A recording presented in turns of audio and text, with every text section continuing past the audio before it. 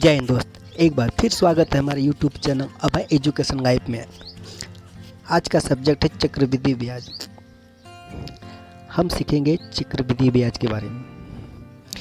चक्रवृद्धि ब्याज से पहले हमें ब्याज की जानकारी होनी चाहिए। हमारे पास चक्रवृद्धि ब्याज से पहले हमें ब्याज के बारे में जानकारी होनी चाहिए। अब ब्याज जो ब्याज किसे कहते हैं? माना किसी से हमने पैसे उधार लिए। एग्जाम्पल के तौर पे हमने 200 रुपये उधार लिए। जो उधार लेते हैं ये हमारा क्या कहलाता है? हमारा ये मूलधन हो गया। हमने किसी से उधार लिए तो ये क्या कहलाएगा? ये मूलधन हो गया। मूलधन यानी हमने किसी से उधार लिए तो ये क्या कहलाएगा? उधार लिए। उन्होंने कहा कि हम 10% ब्याज पे देंगे। 10% ब्याज पे देंगे। उन्होंने क्या कि हम 200 रुपये का 10% ब्याज लगाएंगे। तो अब थोड़ा सा ध्यान दीजिए, ये 10% का मतलब समझ रहे हैं? यानी 100 रुपये पे 10 रुपये ब्याज ले रहा है। यानी 100 रुपये पे 10 रुपये ले रहा है तो 200 रुपये पे कितना हो गया? तो 20 रुपये हो गया ना। तो हमारे पास कितना हो गया? 20 रुपये। यानी कितना महीने का कितना हो गया? एक महीने का ब्याज। एक महीने कितना ब्याज हो गया? यानी 20 रुपये। अब 20 रुपये हमारे पास एक महीने का ब्याज 20 रुपये हो गया। अब देखेंगे कि हमारे पास 20 रुपये जो हो गया, अब हमारे पास 20 रुपये क्या हो गया? ब्याज हो गया। और पहले का कितना मूलधन था? 200 रुपये। तो हमारे पास मूलधन और प्लस जो ब्याज है उसको जोड़ देंगे तो हमारा बन जाता है मिश्र धन। इसी को दूसरे महीने के लिए हमारा क्या हो गया? 220 रुपये। तो मिश्र धन क्या हो गया? मिश्र धन इक्वल टू मूलधन प्लस ब्याज। तो हमारे पास मिश्र धन कितना है? मूलधन कितना है? यानी 200 रुपये और ब्याज कितना हो गया? 20 रुपये बराबर कितना हो गया? 220 रुपये हमारा मिश्र धन हो गया। अब मिश्र धन 220 रुपये हो गया। तो अगले महीने से फिर इस पे ब्याज वैसे ब्याज लग जाएगा। यानी 10% अब 200 रुपये पर नहीं लगेगा, अब हमारा लगेगा 200 रुपये। यानी अगले महीने से हमारा 220 रुपये पर ब्याज लगेगा। यानी 220 रुपये पर 10% की दर से ब्याज लगेगा। यानी पहले महीने में हमारा कितना लग रहा था? 200 रुपये पे, और जबकि ब्याज कितना हो गया? 20 रुपये। अब ब्याज में जोड़ के 20 रुपये कितना होगा? 220 रुपये। अब 220 रुपये का ब्याज लगेगा। यानी ये हमारा चक्रवृद्धि ब्याज है। चक्रवृद्धि का ब्याज का मतलब होता है हमारा, यानी जो अगले महीने में ब्याज आता है उसको जोड़ के मिश्र धन बना के उस पर भी ब्याज लगता है। यानी ये हमारा चक्रवृद्धि ब्याज कहलाता है। आशा करते हैं कि ये अब समझ में आ गया होगा चक्रवृद्धि ब्याज किसे कहते हैं। चलिए कुछ सवालों को हल करते हैं। यानी इस सूत्र के चक्रवृद्धि ब्याज का कुछ सवाल हल कर लेते हैं। देखिए दोस्तों, ये हमारे 7वीं का बुक है, कक्षा 7 की बुक है। यहाँ पर कुछ सवाल दिया हुआ चक्रवृद्धि ब्याज का। यानी दिया हुआ है 500 रुपये का 10% वार्षिक ब्याज की दर से 2 वर्ष का चक्रवृद्धि ब्याज ज्ञात कीजिए। यानी इसमें दिया हुआ है सवाल, और अगर मैं एक सवाल आपको बताऊंगा, एक क्वेश्चन फर्स्ट बताऊंगा और उसके बाद सारे प्रश्न को आप ऑटोमेटिक हल कर सकते हैं। चलिए इसको हम रफ पे हल करके दिखाते हैं।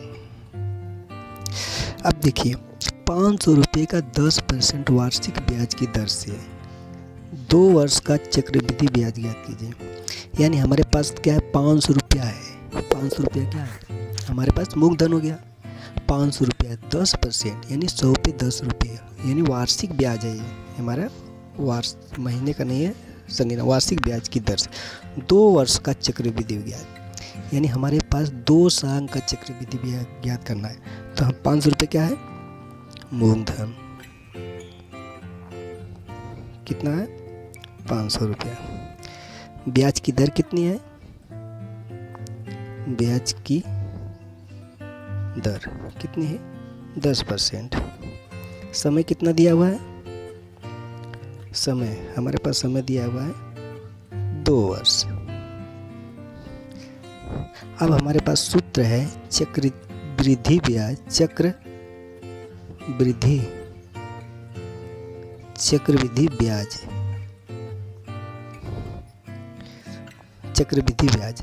तो हमारे पास चक्रवृद्धि ब्याज बराबर होता है मिश्र धन माइनस मूलधन। अब हमें चक्रवृद्धि ब्याज बराबर मिश्र धन माइनस मूलधन।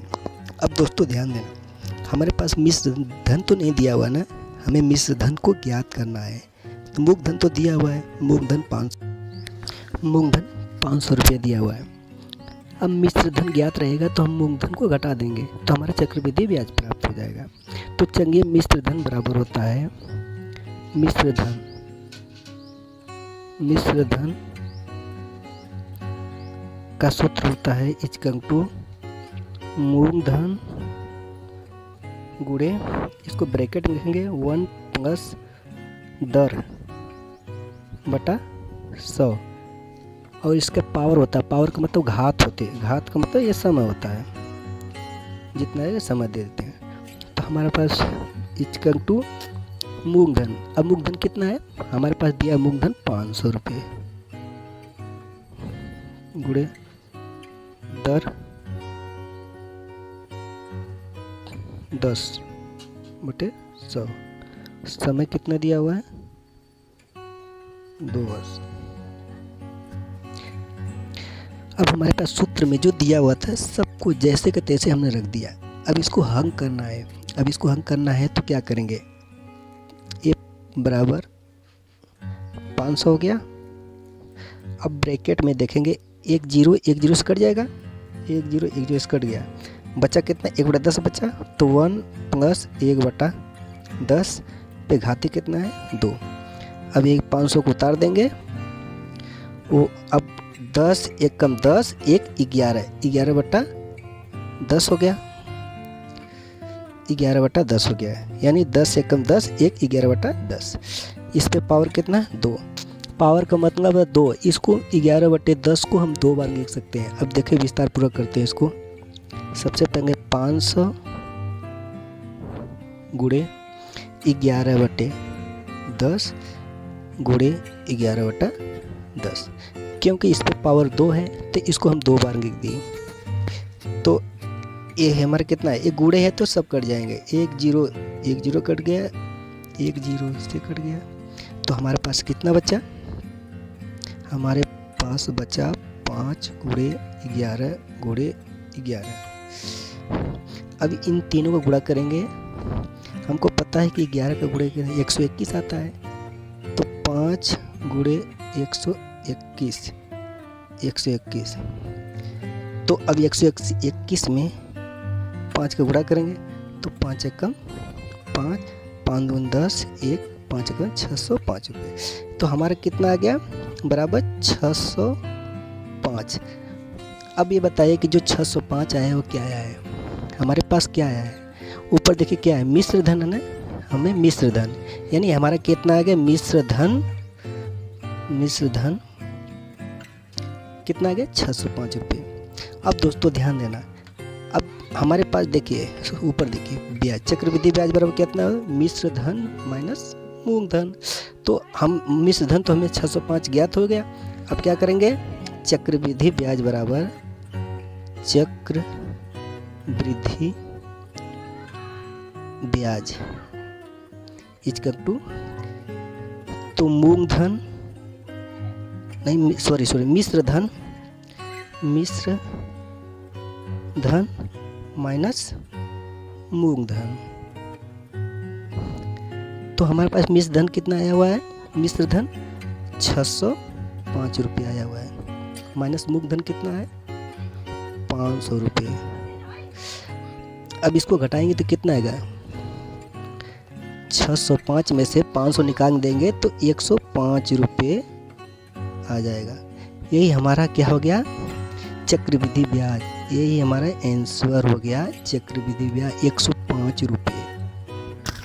दोस्तों आशा करते हैं कि ये सवाल इन चक्रवृद्धि जो ब्याज अच्छी तरह समझ गए होंगे। अगर कोई डाउट हो तो हमें कमेंट करके बताइए। हम उसका भी हल करेंगे। अब ऐसे ही जितनी बुक में एक बार आपको दिखाते हैं।